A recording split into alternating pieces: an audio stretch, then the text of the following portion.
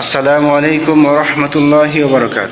আলহামদুলিল্লাহ, আজকে আলোচনা করব যারা জাকাত আদায় করে না তাদেরকে আল্লাহ সুবহানাহু ওয়া তাআলা কী শাস্তির বিধান দিয়েছেন।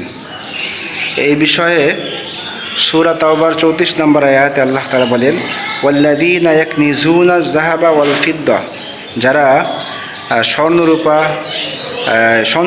সঞ্চয় করে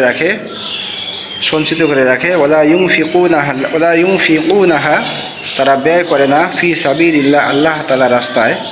অর্থাৎ যাদের 52.5 তোলা রূপা আছে, 1 বছর অতিবাহিত হয়ে গেছে, তারপরে 7.5 তোলা স্বর্ণ আছে কিংবা টাকা পয়সা আছে, 1 বছর হয়ে গেছে,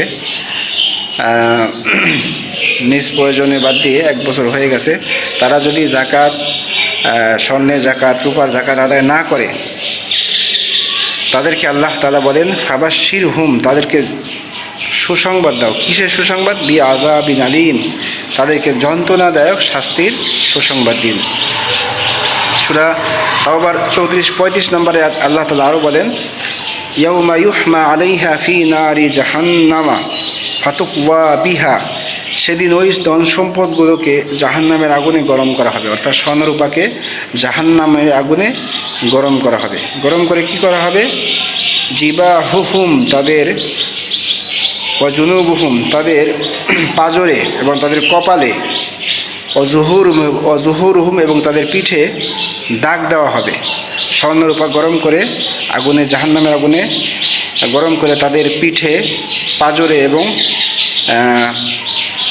কপালে দাগ দেওয়া হবে।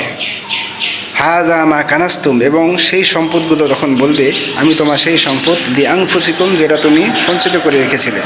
ফাযুকু মা কুনতুম তাকনিজুন, সুতরাং তোমরা তার স্বাদ গ্রহণ করো। এই জন্য যারা জাকাত আদায় করবে না তাদেরকে জাহান্নামের এই ভয়াবহ শাস্তি দেওয়া হবে। স্বর্ণরূপাকে আগুনে দগ্ন করে তারপর তাদের পিঠে, তাদের কপালে, তাদের পাজরে সেকা দেওয়া হবে।